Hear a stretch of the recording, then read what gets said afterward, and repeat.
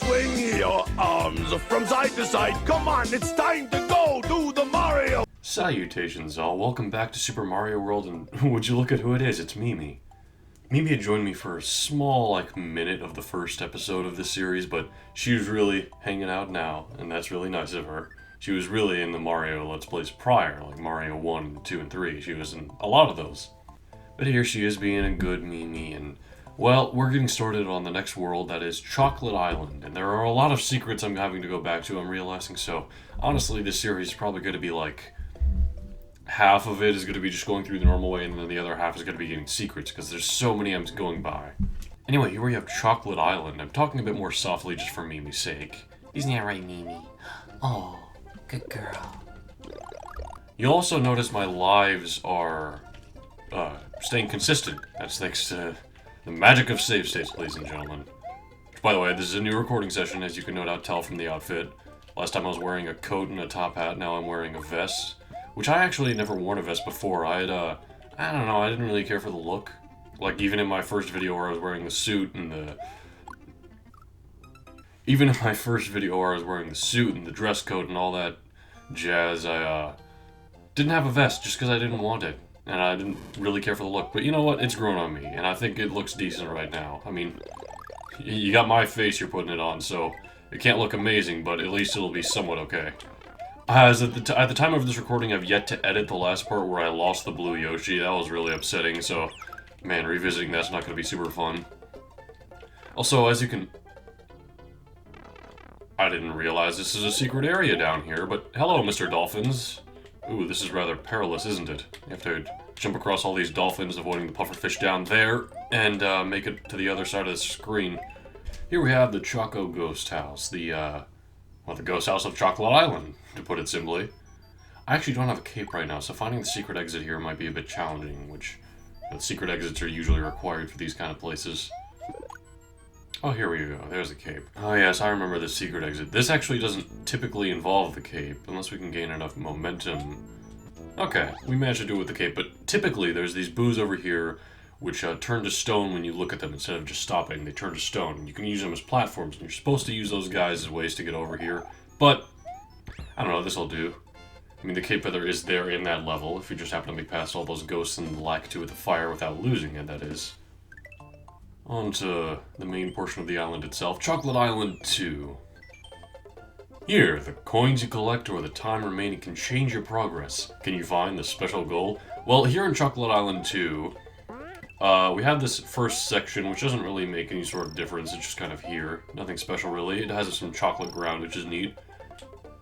But in this pipe, depending on the amount of time left as well as the coins we have collected, where this pipe takes us will differ, and there's actually a lot of different possibilities. This one here being one of the harder ones in that there are a large amount of sloped platforms.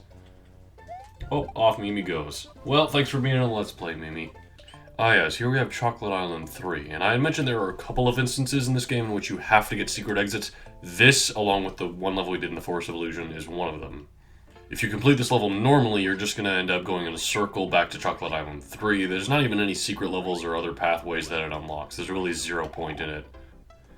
Now, this is where the normal exit is. You can take this vine, use that rotating platform, and get up there, but what we're going to do instead is actually fly past the goal, which is a unique thing, and we're going to end up over here where there's some extra lives, and the secret exit, and the one we need to get in order to continue through Chocolate Island.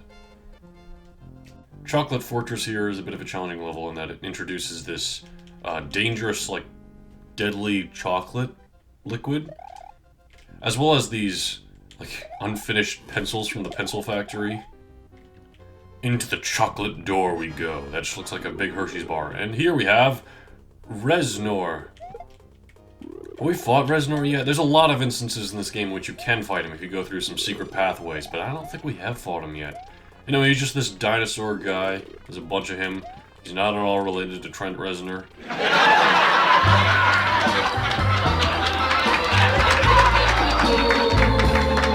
All you gotta do is jump on the platforms he's standing on, or jump underneath them. And you sometimes have to utilize the platforms you've already taken out, because the bridge will start to go away. But yeah, he's pretty easy. I mean, most of the bosses in this game are This game is honestly one of the easier Mario games, especially in the 2D side of things, which I would say is actually a good thing. It makes it more accessible and more replayable. Accessibility and replayability, in my mind, are two of the most important things in all of video games. This is a level that really utilizes that liquid chocolate there, but it's not too challenging if you speed through it, especially if you have a cape, although that goes for most levels in this game. Chocolate Island 5. There's not a lot of secret exits here, at least it doesn't seem like it, and oh yes, I remember this one. This is one where we have a P-switch. Alright. We have a P-switch here we can use to get all these coins that from these enemies in these encircled areas, but if we just ignore most of this, really it makes the level a lot easier, as you can see. Yeah, you'll miss a couple power-ups, you'll miss a lot of coins, that's for sure, but it makes the level a lot easier. Sorry, Yoshi, I didn't intend to do you so dirty.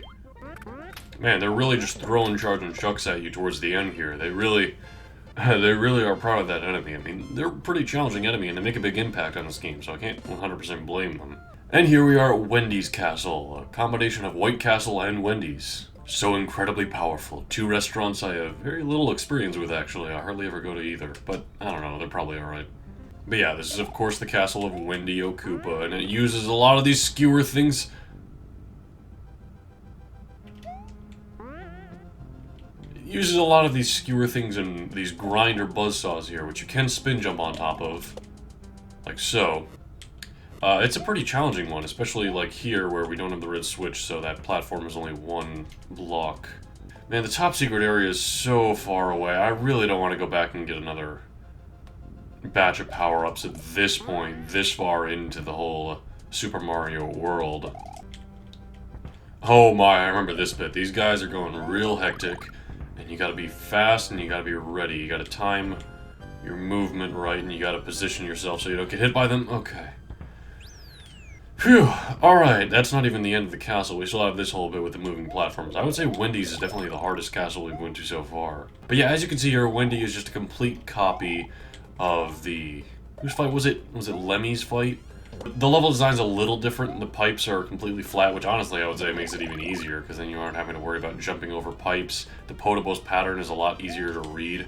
And I had realized after I explained all that of how I really liked the Ludwig fight because it's original, I had mentioned how a lot of the fights from later on are being repeated, but I failed to mention that his fight isn't repeated or copied in any sort of way. Mario just erasing the castle with his paintbrush. It's a predecessor to Mario Paint. Wendy Koopa in Castle number 6 has sung her last song. Mario must meet the challenge that is now before him. There is a sunken ship that appears to be a gateway to the Valley of Bowser, and that's where we're headed next.